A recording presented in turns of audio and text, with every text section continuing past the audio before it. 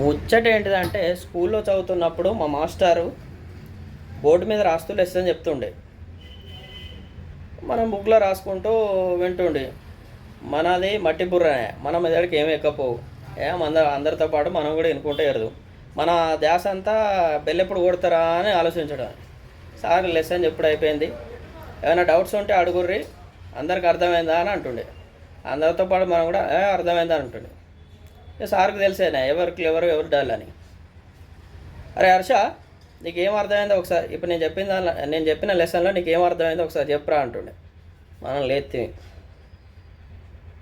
అటు ఇటు గుర్తి sir sir sir sir అంటే సార్కి అర్థమైపోయా, నీకేం అర్థం కాలే. అందరితో పాటు వీడు అర్థమైందని ఊపిండు. సార్ వచ్చి కూడా కూర్చోమని. అవ్వ